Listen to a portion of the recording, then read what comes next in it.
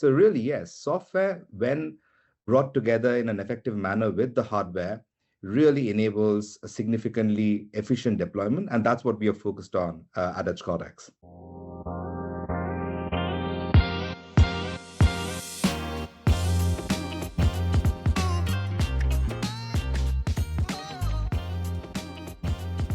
In this episode of Embedded Insiders, Ken sits down with Sakyasingha Dasgupta, founder, CEO, and chairman of Edge Cortix, to discuss Edge AI and the impact both software and hardware have when they work together efficiently at the edge. Next, Rich and Ed Casti, the senior vice president of the ultra-low power business at Global Foundries, discuss power consumption when building an edge-based device. Global Foundries is one vendor that has a lot to say about power and the rules that they set around it. But first, we're highlighting some important upcoming events.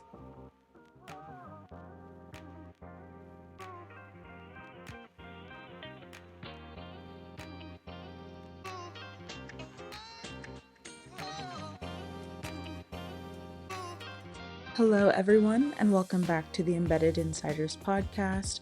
I am Assistant Managing Editor Tiara Oliver, and this week, Ken is away at Microelectronics US in Austin, Texas, but he'll be back next week with a recap of the event. In the meantime, I wanted to remind you all to check out our YouTube channel for video versions of some of our podcasts. Be sure to check out the podcast descriptions for the video links, and be sure to keep an eye out for some very interesting upcoming interviews. Also, Embedded Computing Design is once again hosting the 2026 Automotive Technologies Virtual Conference on May 14th. This year's focus is on modern automobiles like the software-defined vehicle, and the event's keynote is sponsored by HMS Networks with session sponsorships from Lattice Semiconductor and Adacor. You can register for the event today with a link in the description of this podcast. Now, here's Sakyasingha Dasgupta, founder, CEO, and chairman of Edge Cortix. Hello, engineers, developers, and friends. Welcome to another segment here on Embedded Insiders podcast. I am Ken Briota, editor-in-chief of Embedded Computing Design, and your host here on Embedded Insiders. We try to talk to folks who are really going to give us the inside scoop on what's going on in Embedded. And I am very happy to be here with Sakya of Edge Cortix. Welcome to the show. Thanks for having me, Ken. Always a pleasure to be on your podcast. The pleasure is always mine, and as they're about to find out, the listeners, we're going to talk about Edge AI today, but in case folks out there listening are not familiar with you or with the company, can you give us a little bit of background on yourself and sort of where they might find Edge Cortix? Absolutely. At Edge Cortix, we are a fabless semiconductor company, but really what we're focused on is bringing essentially a solution that goes from software all the way to hardware. Think of it as a platform that is designed to make AI deployment across the broader edge AI landscape a lot more energy efficient. So performance per watt is what we really optimize for our end customers. And then as a byproduct, performance per dollar.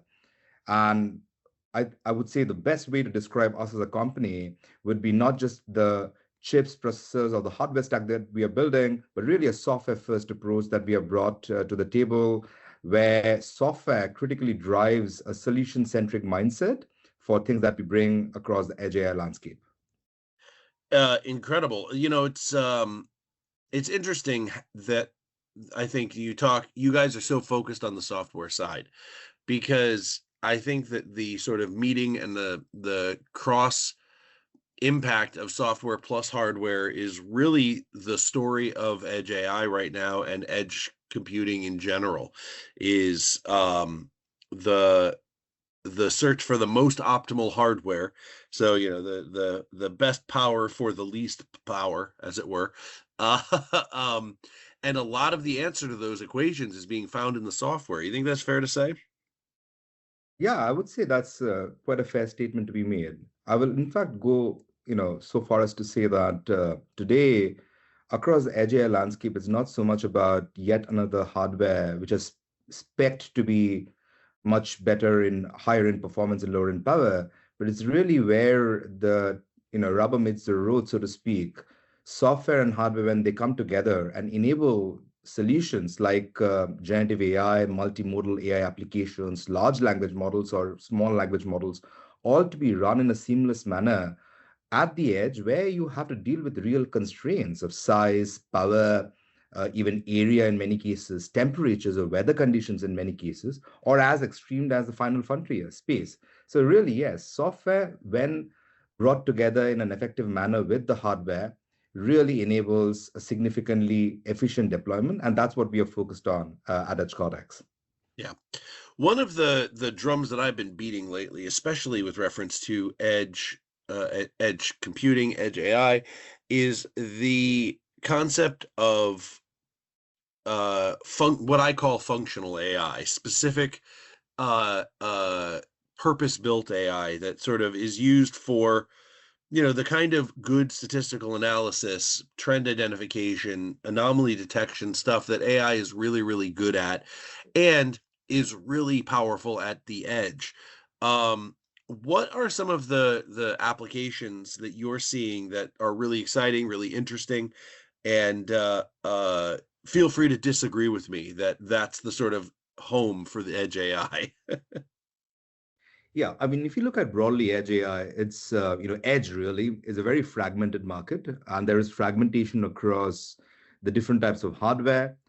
So there is solutions that exist across the ARM ecosystem. There are solutions that exist across the x86 ecosystem, and steadily we are seeing a RISC-V come up.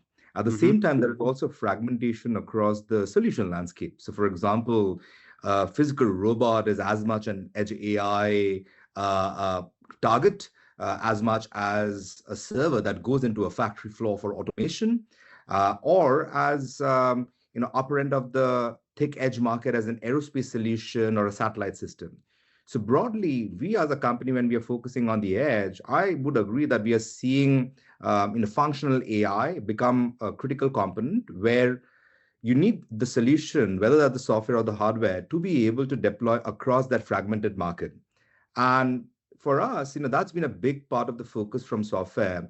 Naturally, when there is fragmentation, we are talking about heterogeneity and heterogeneity across hardware platforms, across solutions or applications. And if you have the right kind of software and the hardware or a system level solution mindset that not only works for one type of hardware, but is able to kind of create an effective bridge or unification, so to speak, across that fragmentation, that, in our opinion, is quite an effective solution for the end customers. So, that's what we have been focused on, realizing the latest language model, let's say an 8 billion or up to even a 10 billion parameter model running directly in less than 8 watts of power consumption on a robotic system that has cameras and other sensors and also needs to kind of interact with humans. Yeah.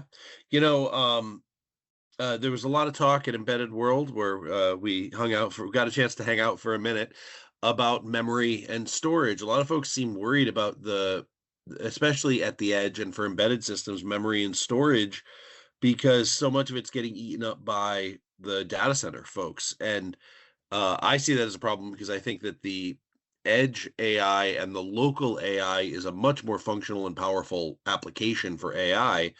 Are you seeing that sort of storage and memory issue happening already, or is that sort of potentially in the future? Look, the reality is that today across the market, whether that's the data center or the edge, memory is constrained, especially with the supply chain challenges that everybody in the market has been facing. So the edge is no exception really. But the benefit for the edge really is from the perspective that a lot of the applications are really driven by low power requirements, as well as typical applications don't necessarily require hundreds of billions of parameter models. That could be a byproduct, of course, of today's hardware being able to run that effectively. And I think we will solve that in the future. But today, where we see applications with robots or physical AI systems, typically you're looking at a sweet spot between 4 billion parameter to 8 billion parameter, maybe at the highest level. And at that level, I think there are many mechanisms like quantization techniques that can be applied to reduce the burden that we would have in terms of reliance on external memory. Very recently, there was a paper from in the industry. I will not name the company, but clearly methods like TurboQuant amongst others. And I'm just calling that out because that's a very recent paper that used distillation techniques to essentially effectively quantize the large language models at even lower bit width while preserving accuracy. And I think we'll see more of these implementations coming to the forefront, especially at the edge. Absolutely. I mean, as we start seeing some actually in-market quantum, and even I'm hearing rumbles of post-quantum compute out there, I think that's going to be a real game changer for a lot of the processing and the memory end, for sure. In the world of news, we record this on the launch day of Artemis 2. And I know you guys are really excited about some space-related news with the Sakura 2. Do you want to tell us a little bit about Sakura 2 and what our engineers and folks listening should know about it? Absolutely. And what a really historic day. Artemis 2, I think since Apollo days, this is really history in the making again. So fingers crossed that it becomes a successful mission. But having said that, Sakura 2, it's essentially a 60 TOPS AI processor that we have brought to market, and it's in full mass production. We ship that out in volume to customers.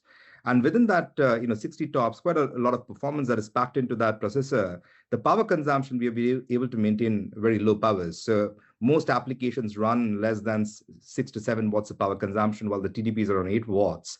And that means we can bring latest multimodal applications, including VLMs, vision language models, look at the sweet spot of 4 billion parameter to 10 billion parameter models directly on edge platforms like robotic systems, aerospace systems, industrial automation systems, smart city applications, all the way to satellites and rovers in the future.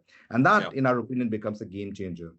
Another thing that we are extremely excited about with Sakura 2 is that not only on the commercial side, where we are seeing tremendous traction, Sakura 2, similar to its predecessor, Sakura 1, has successfully gone through the tests by NASA through their electronic parts and packaging program. What this means is Sakura 2 today, even as a commercially available off-the-shelf device, without requiring any special packaging, that means no additional cost on the packaging side, we are qualified to be 10 times higher radiation tolerant from low Earth orbit all the way to the lunar missions, moon surface. And really exciting is, especially on the eve of, I would say, Artemis 2's historic mission, we are really excited to collaborate with many partners in the space arena, of course, with NASA and our Japanese counterparts, where it was home ground for us. We're also collaborating with companies like iSpace. And in the very near future, which is not going to be very distant, and we'll have a lot more news to share, but effectively we'll be able to enable the power of AI processors like Sakura 2, which enables low power computing, but with high performance and efficiency directly on board landing systems and rovers that can operate in the harsh environments of the moon's surface. Yeah, which is crazy. People think of space as sort of big and empty, but when it comes to RF radiation, different things that can interfere with signal and degrade process, it's so much to think about and so much to plan for in terms of resiliency and robustness that I'm always impressed when I hear that something is space ready. I was just reading about the fact that the sun's been unusually active over the last, I think it's 5 to 10 years. And although that cycle maybe is starting to cycle down, that kind of solar radiation fluctuation is a big deal, as you well know. It's really, really interesting to me, that whole side of the embedded computing business. I think it's really, really cool stuff. Absolutely. And we as engineers, I think if we design for the hardest of constraints, then the simpler constraints just fall out naturally. So in our case, dual usage applications, we are not only applying Sakura 2 successfully in future space missions, but we are also already working with many of our customers and seeing real deployment in the dual use arena, which is, of course, terrestrial applications. Some of them require radiation tolerance, but many of them do require extreme temperatures while still preserving the same efficacy as required on a commercial side. That means running the same degree of high performance AI models, but at low power. And I think these are critical components of designing for the hardest of constraint mindset, which most of the embedded edge as well as the broader edge today requires. One of the things that I will mention is the work we have been doing with U.S. Defense Innovation Unit. We became the first Japanese company to get a direct contract with them, and that has really enabled us over the course of last year, and then we continue working even now with them to take the Sakura 2 products and then see real deployment readiness across application in aerospace segment. And now with our next generation processes that we're working on actively, we are seeing similar appetite for deployment even in aerospace applications in Japan, and in some cases collaboration areas between US and Japan. So these are really exciting times. Absolutely. The aerospace and space side of the business is really cool, really interesting. Obviously we are always talking about industrial, robotics, the transportation, automotive, all these sort of big, exciting industries. One space that I know you guys work in and that I'm always interested in is smart city. The smart city world is probably, aside from smart home, the closest to consumer facing we ever get. And also it's extremely slow moving. It feels like the adoption rates seem to be not, I mean, I don't want to say stalled, but it seems like the most of the cities that are going to implement things, the communities that are going to implement things, stopped at the smart light bulbs and the street lights, and some of them were like, well, we can do noise detection. And so I would love to hear from you what you're seeing on that front, and what's some of the exciting stuff that's happening in smart city. Yeah, great question. So I would say, while it is probably true that there has been historically some amount of slowness in terms of the rate of adoption one would have expected to see across smart city landscape. But also in this time frame, AI itself, the AI models itself have changed dramatically. And that's where we are finding the most amount of excitement. So a lot of the applications that historically used to be purely vision centric, using convolution type of models, today the same customers are demanding latest transformer based models and applications, even in things like scene understanding, object detection, which is very prevalent in smart city applications with many cameras. Today, customers are demanding the latest transformer models that are, of course, heavier and compute bound, or rather, sorry, memory bound, but have more accuracy. And hardware and software that is able to provide that support becomes the winning formula, in our opinion. And that's something that we have really concentrated on. So today, because Sakura 2 is able to run those generative AI models, we have sufficient amount of memory bandwidth that enables us to run a 4 or 8, 10 billion parameter model. That's where we are seeing a lot of interesting applications. I would say not a lot of our solutions directly face the consumers. So we find that a lot of the applications may be close to smart city, but in the near factory area, industrial automation, smart building or smart infrastructure, where many sensors, cameras are aggregated together and then managed by, let's say, our Sakura 2 devices in a PCI form factor and M.2 form factor. That's where we typically see a lot more resonance, and also where the application demand is higher than, let's say, just a single camera or as you said, smart light bulb.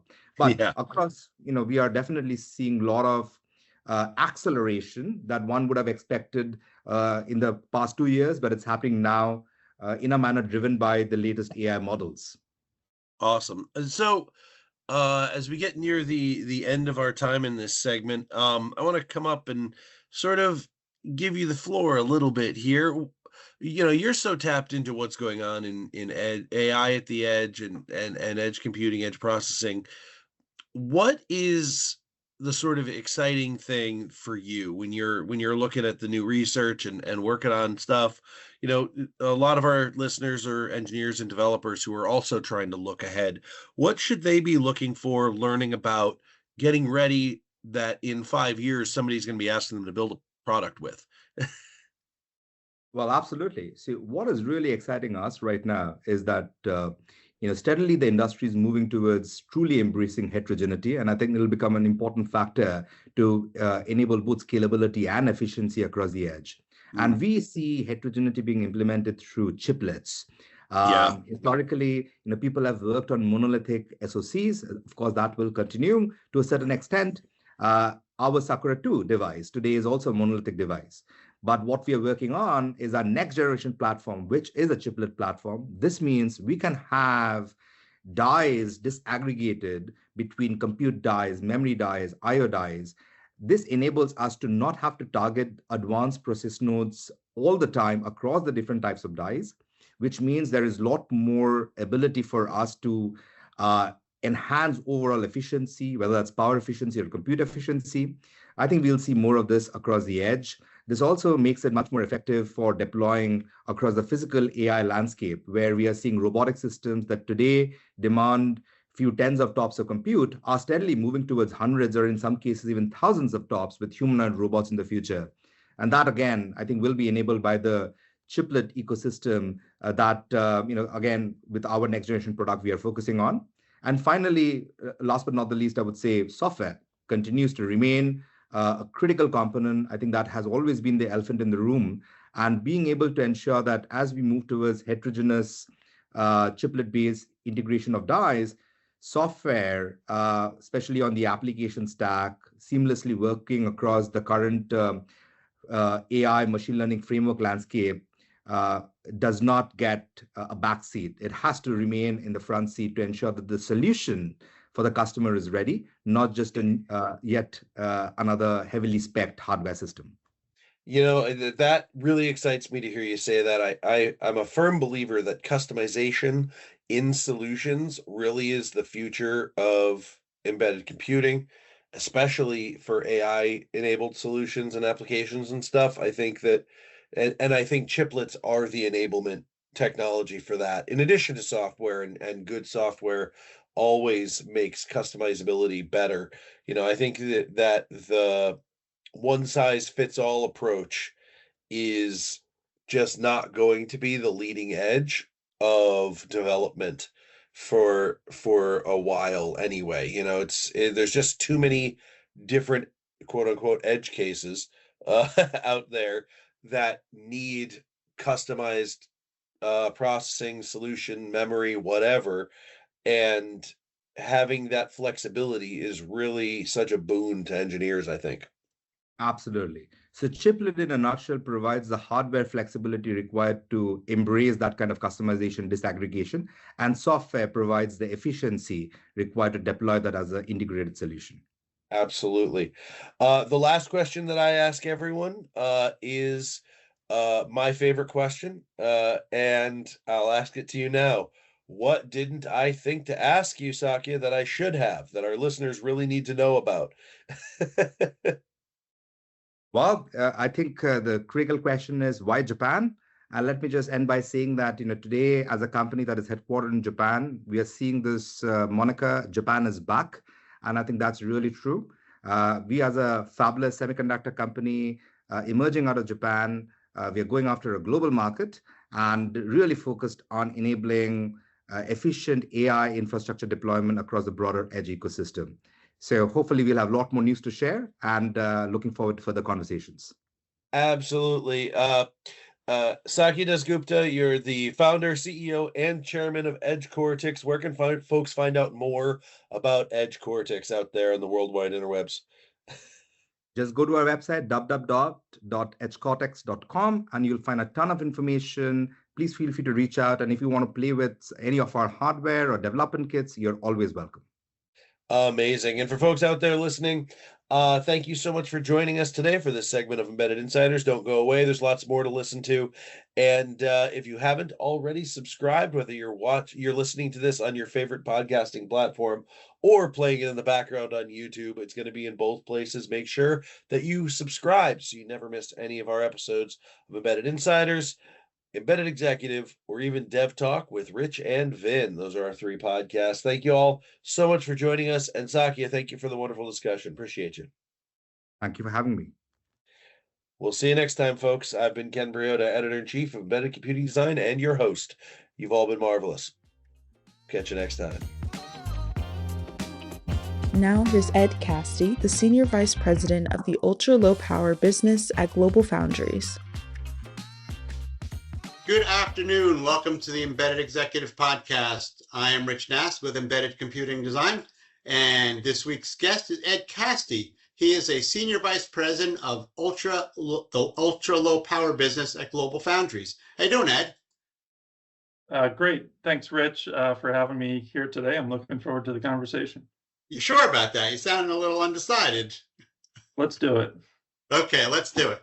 So you guys are one of the big guys. So I won't say you set the rules, but you have a lot of say in what the rules are when it comes to what the standards are out there. So we want to talk about low power at the edge. This is something that we talk about a lot. I was at Embedded World a few weeks ago, and it was definitely the edge AI part of it was every conversation. But it led to, okay, well, how do we secure the edge? Okay, and then how do we power the edge? And this is where you come in. Is this as big a challenge as people are saying that it is? Being able to achieve the efficiencies that we need to do at the edge. Yeah, it's certainly a big challenge, Rich, but that's what gets us out of bed in the morning because that's also where the opportunities are. And when we talk about edge devices, they're typically battery powered, and then the primary user concern becomes the battery life, right? Because, accessing a remote deployment of an IoT or an edge device in the corner of a building, corner of an office, these things are by nature hard to get to. And, I think the table stakes is a 2-year battery life for when a user is willing to break out the step ladder, find the right charging cable, and go up and spend a few hours charging that device. I think 2 years is the table stakes. And one of the things that differentiates those edge devices from, for example, the data center chip is not just the battery, but the fact that they spend a lot of their time in the off state, right? They're not running all of the time. Now, imagine in the data center, you're not going to spend $30,000 on the latest GPU just to have it sit idle most of its life. But actually, in the IoT space, in edge deployments, these devices are mostly off, which means that leakage is very important because leakage is what drains the battery in the off state and limits that 2-year battery life or whatever the target is. But then it also means the device has to be very responsive to wake up, to process a workload when that's needed, which also brings the active power management into play as a strong consideration. But those are the two things, leakage power, active power, that, when they're solved for, produce the most functionality at the longest battery life. Are you able to quantify the power levels that you're talking about? I know you threw out 2 years to actually change a battery, but what are the voltage current power levels that we're talking about? I mean, the other challenge of edge AI is that the use cases vary very widely. The form factors vary very widely. And so I may be talking about a home security camera that runs on 2 AA batteries, right? And so you can just run the math on the milliamp hours involved so that you have a long lifetime optimizing for standby leakage, but also active power, depending on the mission profile or the use cases of that device. But instead of a AA battery, it might be running on a coin cell, or it might actually be running with energy harvesting, right? Taking energy out of the radio waves in the environment, just to provide that minimum amount of energy to support the standby for that device. So the application conditions drive those requirements, and they vary very, very widely, which means we have to have a very flexible set of offerings, very complete set of offerings for our customers designing those products. So I need you to educate me on the relationship that you have here with your customers, because they tend to always take credit for the things that they do to get these great power levels. I don't want to name names, but we know who the guys are who are making these power components or the processors that are running at very low levels. They seem to claim that it's their doings that are making these low power levels. And you're saying that it's actually Global Foundries, or is it because of the partnership? And where is that line? Who does the innovation, you or your customer?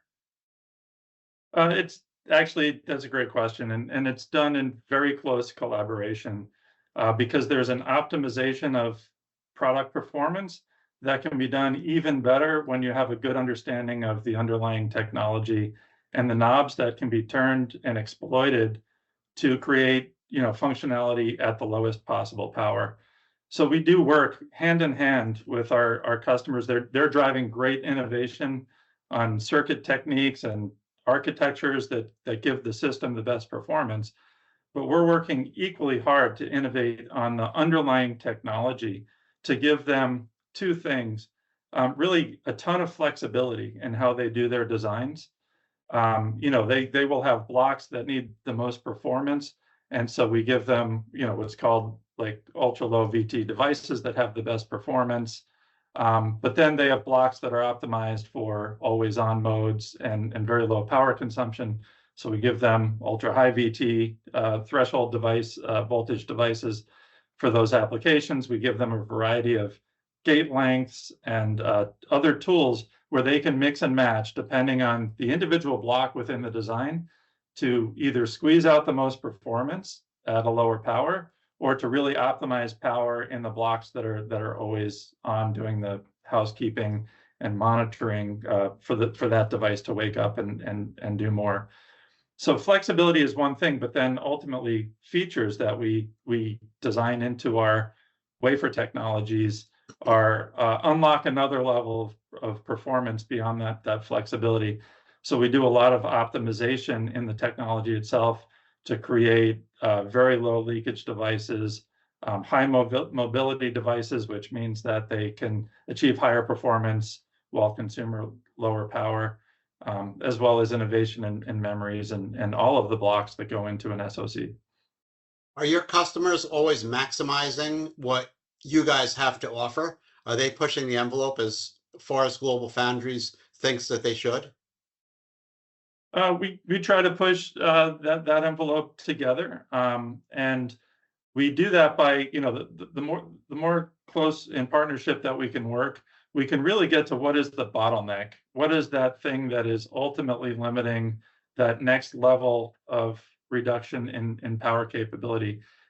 We can only do that by looking at the problem together from both sides, because oftentimes there are things that we can do that they didn't even know that they could, ask for, and vice versa. The more that we understand about the design, we can spot those bottlenecks and attack them directly with some of our technology innovations. And are you required to be in silos with various customers? So customer A comes up with this awesome innovation.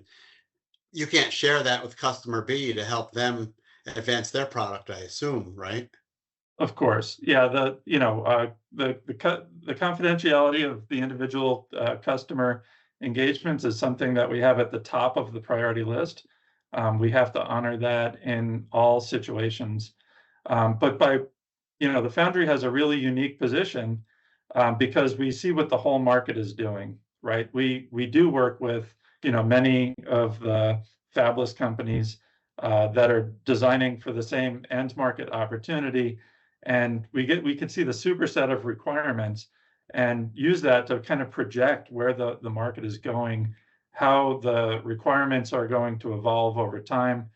We also work with not just our customers, but our customers' customers. These are the system houses and OEMs, where again, we're working more tightly across the value chain than ever before to find those bottlenecks and figure out what it takes to create the next breakthrough. You mentioned energy harvesting earlier. Does Global Foundries have a play there? Yeah, so our play is to create devices that operate at the lowest possible power. Then there are circuit techniques and other elements that our customers bring to the design that complete the loop of that energy harvesting function.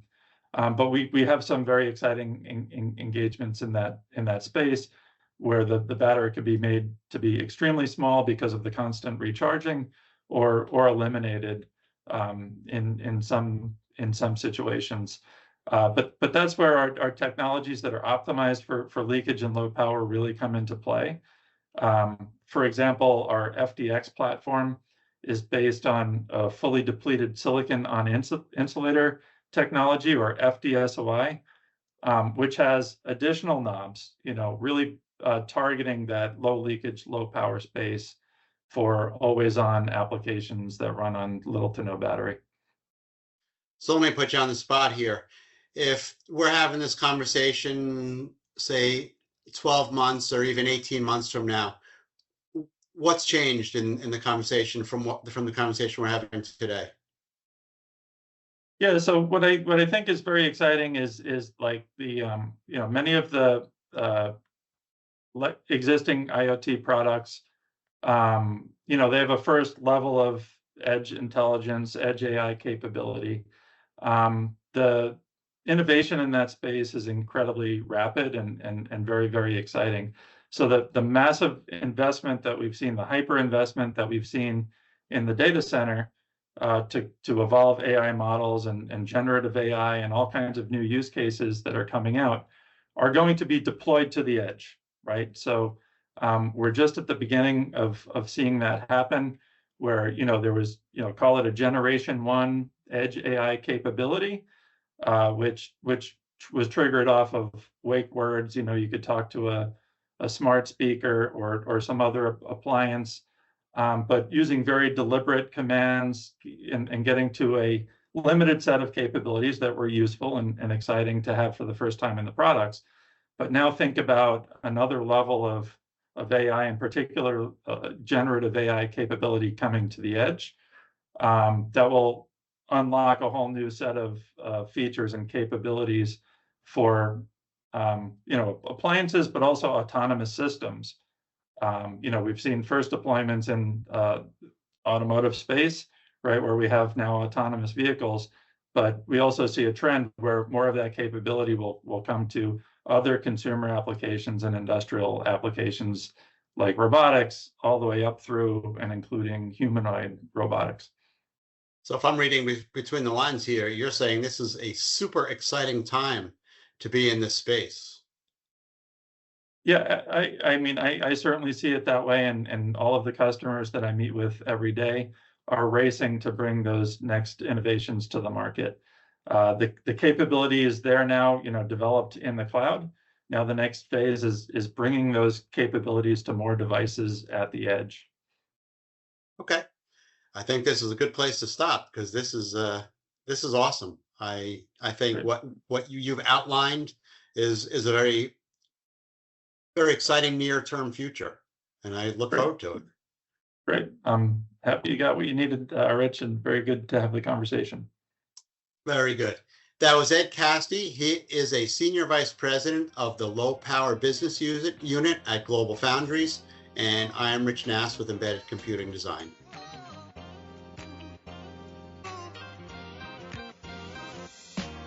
Thanks for listening to this edition of Embedded Insiders. For more daily news, videos, and podcasts, visit our website at embeddedcomputing.com.